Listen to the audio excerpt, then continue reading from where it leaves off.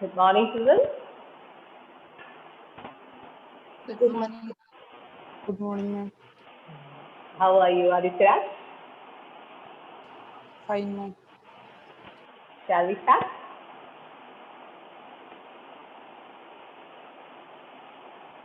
Shall we start? Yes, ma'am. Okay.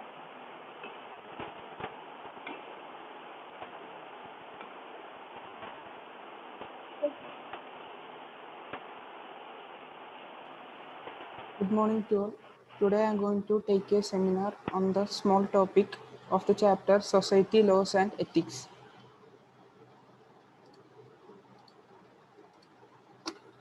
Society, Laws and Ethics.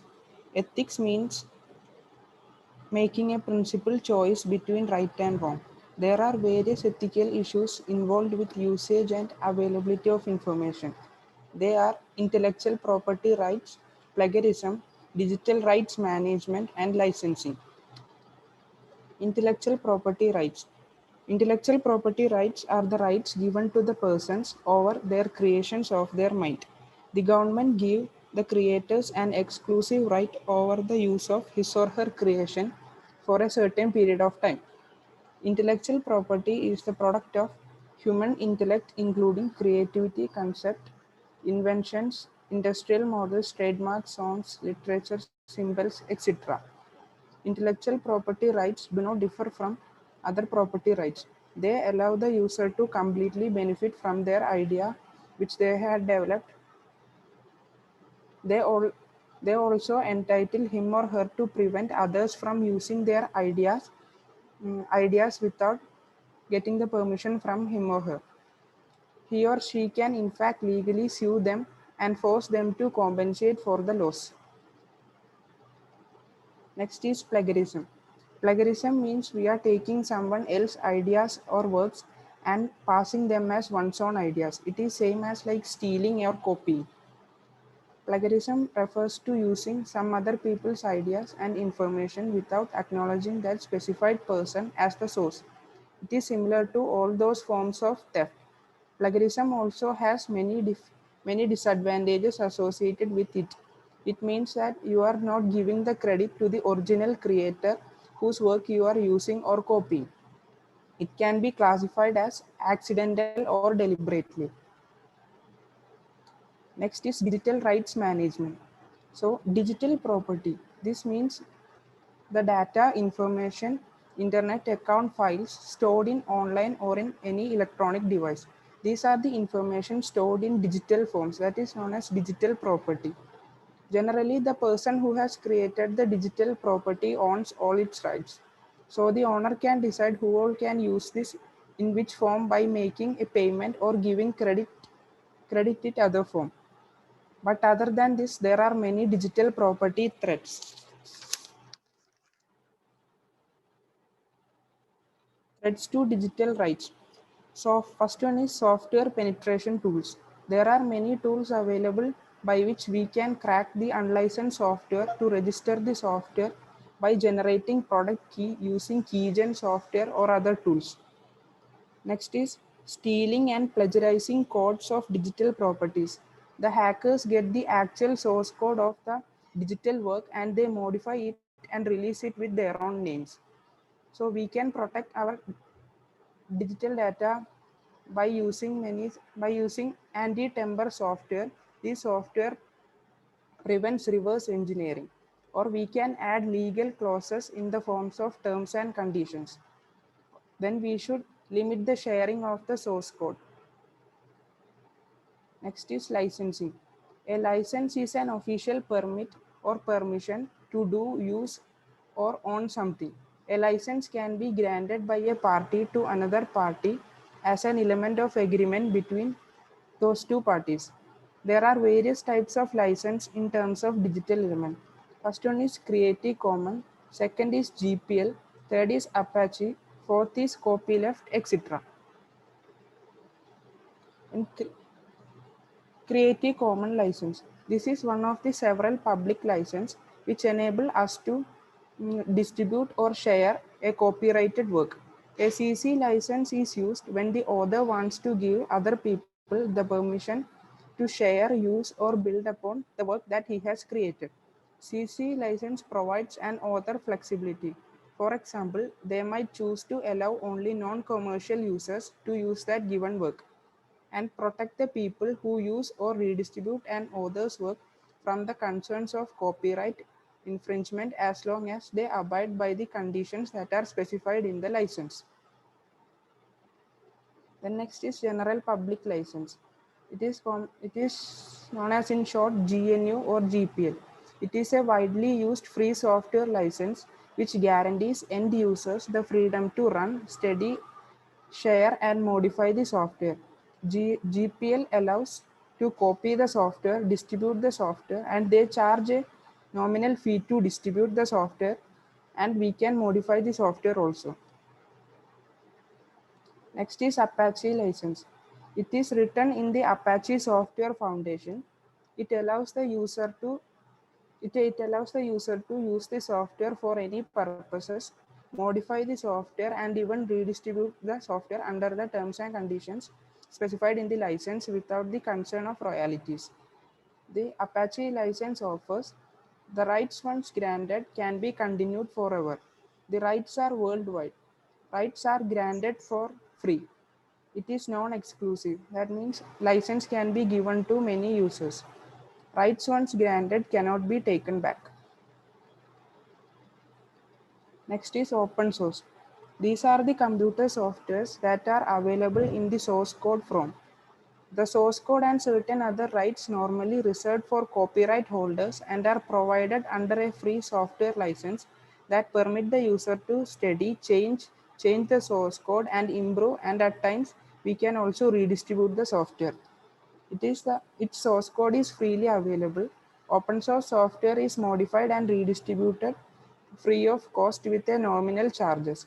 Open source software are generally developed in collaboration and made freely available. Then open source software offers freedom to run the software for any purposes, freedom to distribute the copies, freedom to study how the program works, and freedom to improve the software and release the newer versions to the public.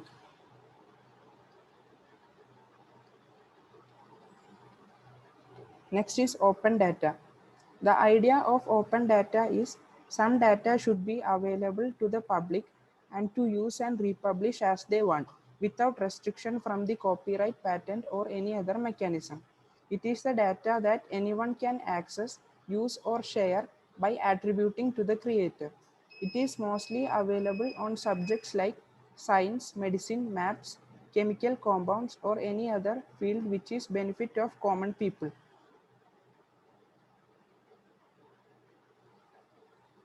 Open data.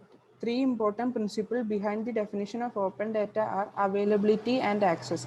The data can be easily available and we can easily access this data. We can then reuse and redistribution. The data can be easily modified and we can reuse it and we can redistribute it to the public. Then universal participation. Anyone around the world can use it. And these are some subjects where open data is available. In transport field there is open data available, in science etc there is open data available. In data privacy, it deals with the ability of an organization or individual has to determine what data in a computer system can be shared with the third parties. As more and more world is digitalizing and the technology is improving rapidly, we share most of the things online. So data privacy is taking greater importance. When data that should be kept private gets in the hands of wrong hands, bad things can happen. A data breach at a government agency can, for example, put the top secret information in the hands of an enemy state. Then tips to protect your personal data.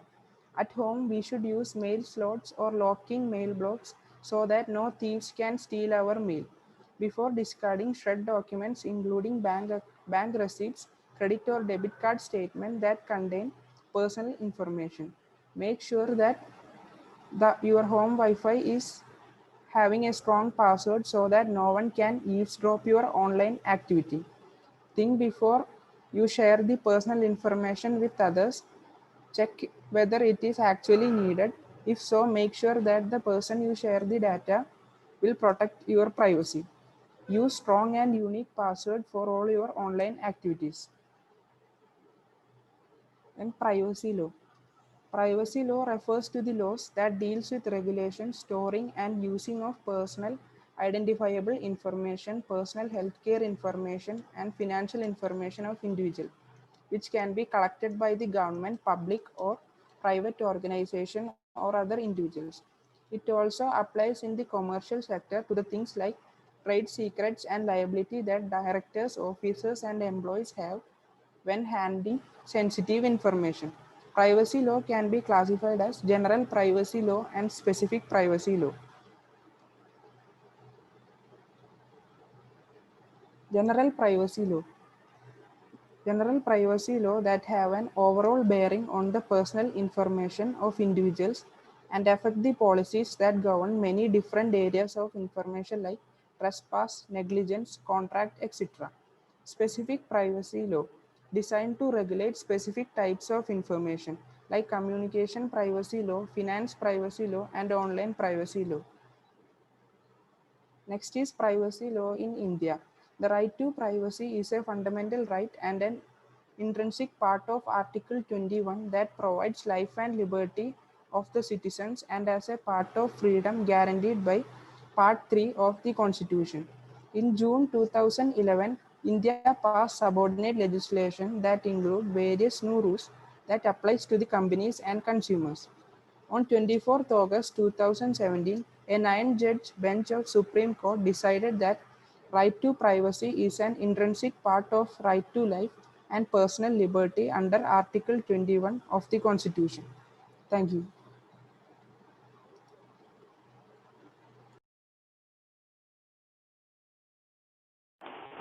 Very good. We could have shown some more, pictures. Okay, Aditya. Anyway, it's good that time. Okay, so in this slide, we have seen many things like intellectual property rights, plagiarism. These all concepts are very, very important. Sri Hari Shivani, Manuel, turn on your video. IPR, that is the first thing we have seen, intellectual property rights. Note it down, very, very important for you. IPR, intellectual property rights.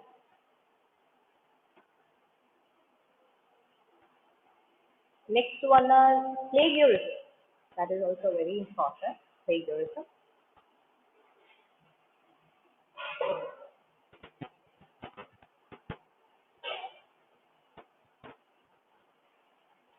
Plagiarism means like I have given you an assignment and someone did that assignment, you are copying from that person.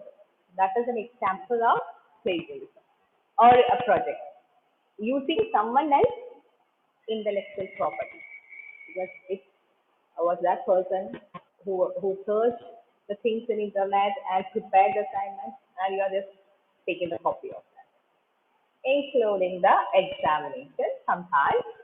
So, or using the Google for help. So that's all examples of plagiarism. Understood. Then we have IPR, intellectual property rights. So I can protect my own rights. I mean, whatever intellectual property I have created, maybe some invention, copyright, theme, and logo. Some logos there or copyright is there. Suppose you are cover songs. You know what is cover song? Cover song. You can see many cover songs in YouTube channel. And if you want to try a cover song, then what you have to do after recording it, when you upload it, you have to write down the credit. Credit. This is the original music director. Otherwise, they can file a case against you. Okay, so you are entire YouTube channel will get blocked. So there are copyright. That's the other thing. Then we have this open data. Open data is available for everyone. Open data. So we don't have to ask permission to use it. Anybody can use it. It is usually .org site, .org site organization. So freely available, any data can be downloaded. We can use it, we can distribute, we can copy it, and we can use it for any purpose. I mean, any good purpose for studying and all. Okay. These are the many things, a few things in this particular chapter. So IPR, intellectual property rights, then plagiarism, open source. These concepts are very, very important. And my question to Akshu, I was about to tell you that to, I was about to ask you to that, Gaudi. You had to convert your that the slides into PDF, and you sent to the homework. Now, Akshu is smiling. Still, you haven't sent it, right? Understood, Gaudi. You also sent. So 2 notes you'll get. Okay. Then, question to you, Akshu. Actually, the question is, Python is an open source or not? Python Yes. is an open source. So we have seen what is an open source. Why it is called an open source? Actually, Yes, ma'am. why it is called an open source? Because we can modify it. It's free. We can modify it and we can redistribute. Modify what? The source code. Source code can be modified, being distributed. So, example of a software which is not open source, Emmanuel.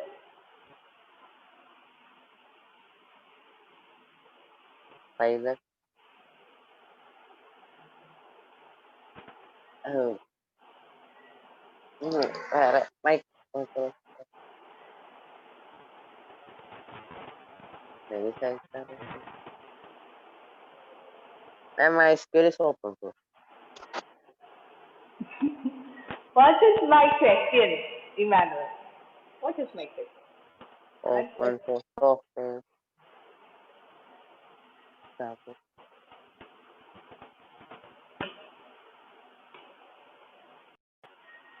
Many different ways.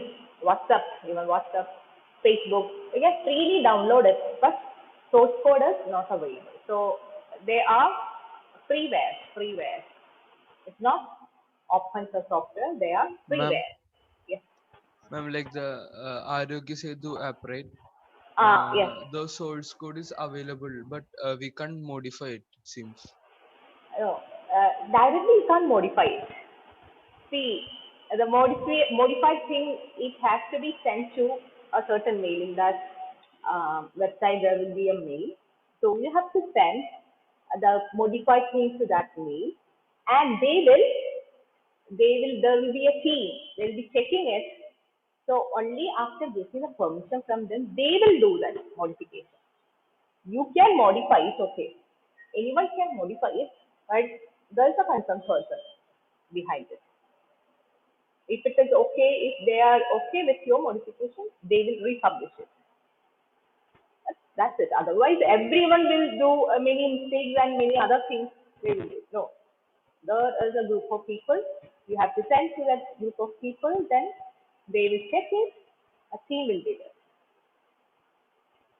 And we have freeware. Freeware means freely available for download and use, but source code is not available. There are shareware. Shareware means freely available for a limited period of time. After that, yeah, you need to pay for them.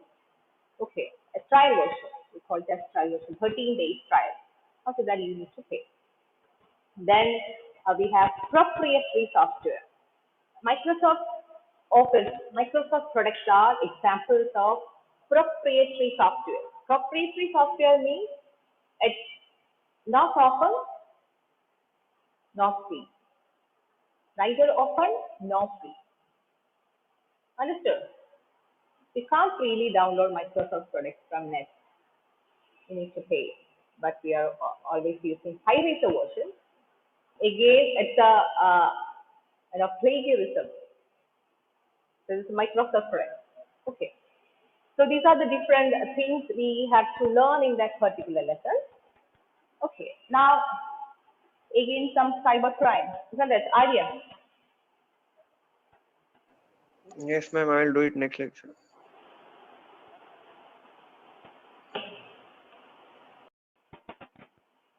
Thank you.